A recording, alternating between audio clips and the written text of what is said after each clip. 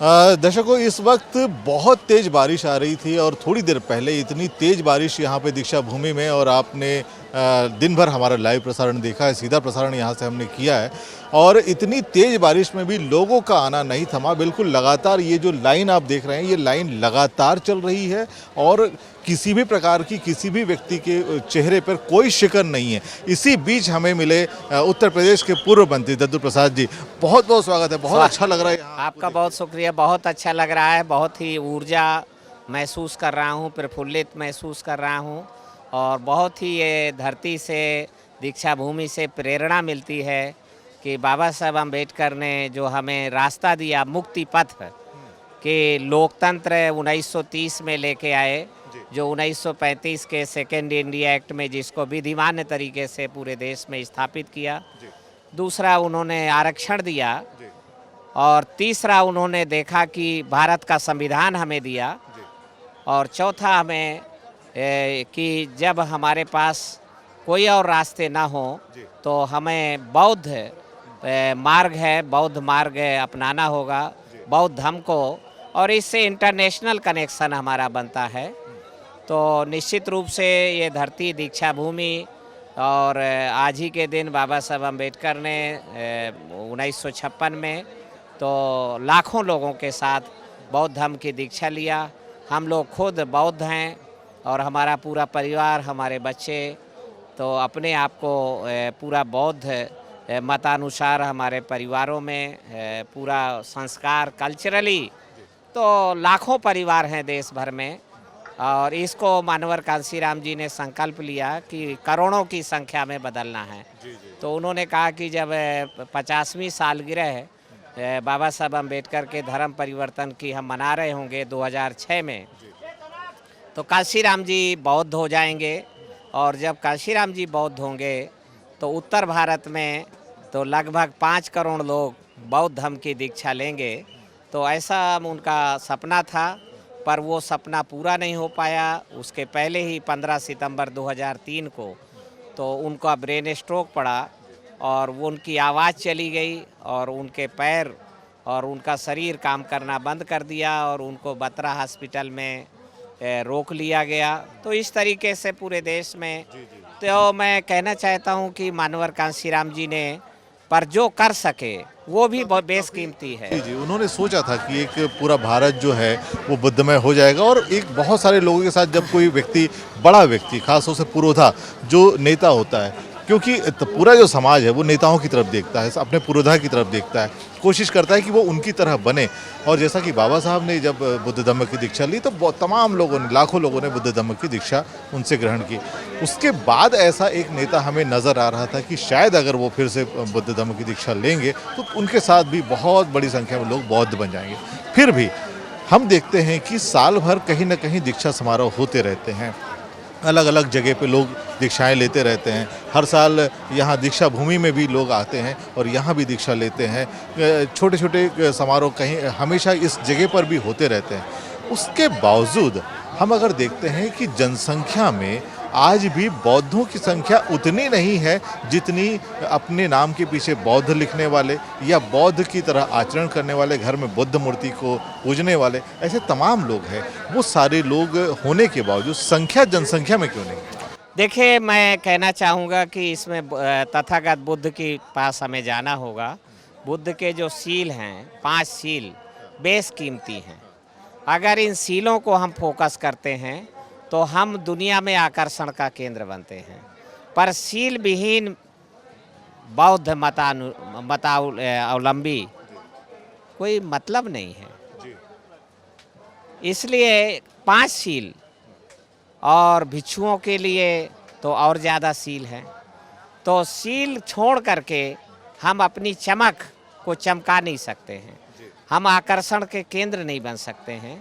तो मैं कहना चाहूँगा कि चरित्र और सील इसमें ये बहुत ही चमकदार है, दमदार है, और बाबा साहब अम्बेडकर ने जीवन भर इसको अंगीकार किया और इसलिए उन्होंने कहा कि सील विहीन ज्ञानी 23 नवंबर 1950 को तो संसद के अंदर कहा, जब उनके सामने प्रस्ताव लाया गया कि लोकसभा विधानसभा में चुने जाने के लिए शिक्षा का होना जरूरी है। तो उन्होंने कहा सील विहीन ज्ञानी खतरनाक होता है और जंगली भूखे भेड़िए के समान होता है। तो इसलिए हमें बौद्ध धर्म को सील हमें वान बनना होगा। और बौद्ध धर्म एक संप्रदाय नहीं है और इसको संप्रदाय बना करके भी हम नहीं चला सकते हैं। ये हमारे जीवन को रूपांतरित करता है, बहुत ही जीवन को, जबकि हम इसके देशनाओं को मानते हैं, अपने जीवन में उतारते हैं और किसी को लाभ होना हो। मुझे इसका लाभ हुआ है कि सीलों का हमने परिवार ने पालन किया, तो फिर हमें इसका जरूर लाभ हुआ है। मेरा सवाल ये है कि जनगणना में बौद्धों की संख्या कम क्यों है, इतने बड़ी संख्या में बौद्ध होने के बावजूद? हाँ नहीं, ये जो बौद्ध मतावलंबी हैं वो मतावलंबी ज़्यादा हैं। आप देखेंगे प्रत्येक बड़े सरकारी जगह पर, प्रत्येक होटल में, प्रत्येक जगह पर तथागत बुद्ध की प्रतिमा रखी जाएगी, पर जब वो लिखवाने जाएंगे तो अपने आप को हिंदू लिखवाएंगे। बहुत सारे स्मारक हैं वहाँ तथागत बुद्ध की, यहाँ तक कि अब तो जितनी मूर्तियाँ निकल रही हैं, यहाँ तक कि जो स्थापित मूर्तियाँ हैं जिन पे मुकुट पहना करके उनका वेश बिगाड़ा गया है, उनको अगर मुकुट उतार दीजिए तो वो बुद्ध की मूर्तियाँ हैं। वो चाहे तिरुपति के बालाजी हों या रखे हुए कहीं और मंदिर हों, जो भी हैं। तो जनगणना में लिखाए जाने का अभियान चलाए जाने की आवश्यकता है और इस पे एक सकारात्मक संचेतना।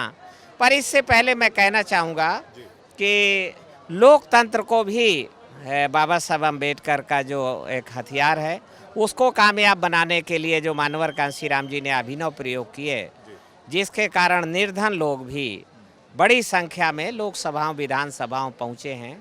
अन्यथा इस देश के शोषक वर्ग ने तो निर्धनों के लिए रास्ते बंद कर दिए।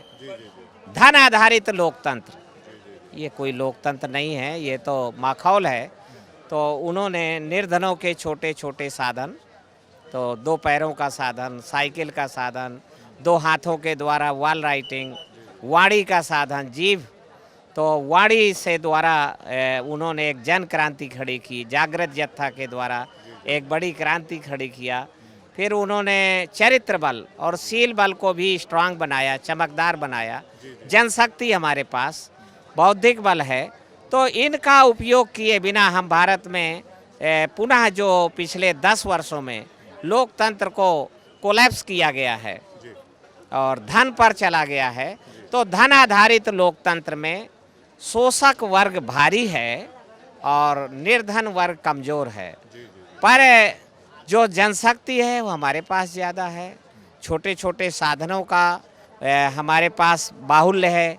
हम उसके द्वारा ही न केवल लड़ाई लड़ सकते हैं बल्कि विजेता बन सकते हैं। न केवल ग्राम सभा विधानसभाएं जीत सकते हैं बल्कि लोकसभा में कब्जा करके दिल्ली का जो बाबा साहब अम्बेडकर का सपना था, मानवर कांशीराम जी का सपना था कि हमें संसद पर नीला झंडा फहराना है, वो प्रतीकात्मक है कि हमें भारत के बहुजन समाज का कब्जा वहाँ होना चाहिए। तो एक बड़ा पावर हाउस है लोकतंत्र, तो दोनों साथ चलना पड़ेगा। धम्म दीक्षा का भी, क्योंकि हाँ एक दूसरे के पूरक हैं।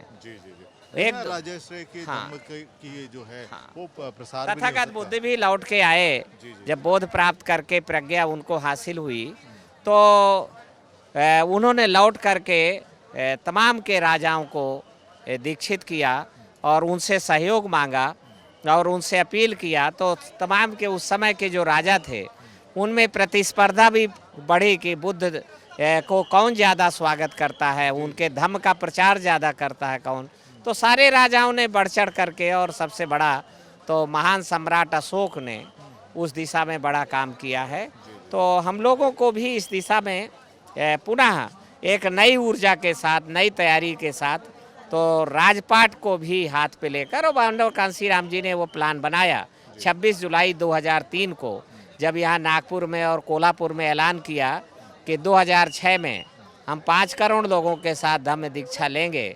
तो उसके 1 महीने बाद जा कर के 25 अगस्त 2003 को लखनऊ में ऐलान किया कि मैं भारत का प्रधानमंत्री होना चाहता हूं और 2004 में ही हम ऐसा करने में कामयाब हो जाएंगे।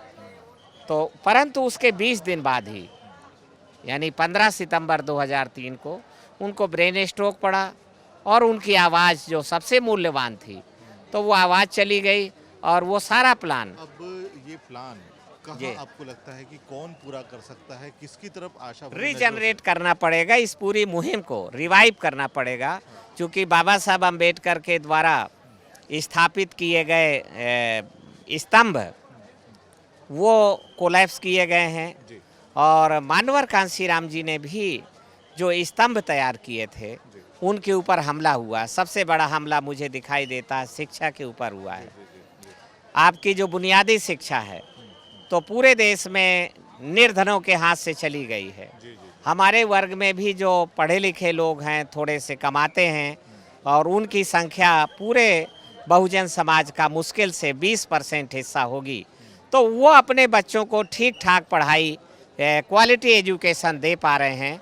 पर बाकी 80% जो बहुजन समाज का जन समुदाय है और बच्चे हैं वो प्राइमरी स्कूल के ऊपर निर्भर हैं और मिड डे मील खाओ, थाली बजाओ, घर जाओ। तो ये एक बड़ा षड्यंत्र है। दूसरा हमला उन्होंने रोजगार के ऊपर किया है। रोजगार के साधनों पर अब एकाधिकार हो गया है। एक तरफ लाखों करोड़ों परिवार हैं जिनके घरों में एक भी रोजगार नहीं है और दूसरी तरफ जो अभिजात वर्ग है भारत का, शोषक वर्ग है, कुलीन वर्ग है, उसके एक एक परिवार में 10 लोग हैं तो 10 के पास रोजगार है और ज़्यादा आमदनी का रोजगार है। तो संविधान का अनुच्छेद 38 का क्लाज 1 और संविधान के अनुच्छेद 38 का क्लाज 2 जो सामाजिक बराबरी और आर्थिक बराबरी के कमिटमेंट है, नीति निर्देशक तत्व है, तो उसको पूरी तरीके से उल्लंघन किया गया है। तो हमें निश्चित रूप से इस दिशा में पर एक बड़ा जन आंदोलन, इस पूरे मुहिम को छोटे साधन से बड़े लक्ष्य को प्राप्त करना। जो लोग भी बड़े बड़े साधनों के द्वारा निर्धनों का कल्याण करने की बात करते हैं वो सिर्फ निर्धनों को धोखा देने की चालें हैं। निर्धनों के हाथ कुछ भी लगने वाला नहीं है और निर्धनों का कल्याण अगर चाहिए तो छोटे साधनों का बड़े पैमाने पर इस्तेमाल करके ही। तो राजकीय संरक्षण की एक बड़ी आबादी आज अगर 2021 के जनगणना के आंकड़े आते हैं तो मुझे उम्मीद है कि ये संख्या जो 2011 में 90 लाख के आसपास थी ये अब 1 करोड़ से ऊपर, और कोई अचंभा नहीं है कि शायद ये 2 करोड़ तक भी पहुंच सकती है। तो सापेक्षिक संचेतना का विस्तार हुआ है। तो पर ये 2 करोड़ भी पर्याप्त नहीं है, ये भी ऊँट के मुंह में जीरा के समान है, यहाँ ठहर नहीं जाना है। तो हमें तो प्रबुद्ध भारत की संकल्पना है और प्रबुद्ध भारत का अर्थ यही होता है कि बुद्धमय भारत बनाए जाने के लिए। बुद्धमय भारत पर ये स्वराज सत्ता के संरक्षण से ही ये दोनों एक दूसरे के पूरक हैं। बिल्कुल, दोनों एक दूसरे के पूरक हैं और राज सत्ता से ही ये संभव है। बहुत बहुत धन्यवाद दद्दू प्रसाद जी, आपने हमारे साथ अपने विचार साझा किए और वाकई इस वक्त इन चीज़ों की ज़रूरत है। और आप देख रहे हैं दर्शकों की बड़ी संख्या में अभी भी लोग इतने धन्यवाद जय भीम इतनी बड़ी संख्या में लोग अभी भी बारिश होने के बावजूद, बहुत तेज़ बारिश हुई है और आज दिन भर में 3-4 बार यहाँ पर बारिश का सामना लोगों ने किया है, फिर भी लोगों के आने का सिलसिला बिल्कुल नहीं थमा है। लगातार ये जो आप देख रहे हैं हमारे सामने जो पंक्ति जो चली आ रही है लगातार चली आ रही है और ये कितनी दूर, बहुत लंबी ये लाइन बनी हुई है, बहुत लंबी लाइन है, काफ़ी दूर से लोग आ रहे हैं, फिर भी ये लगातार आ रहे हैं और ये सिर्फ दीक्षा भूमि में ही संभव है। लोगों का इस तरह से ये आना और लोगों का ये जो प्यार है बाबा साहब के को लेकर। बहुत बहुत धन्यवाद।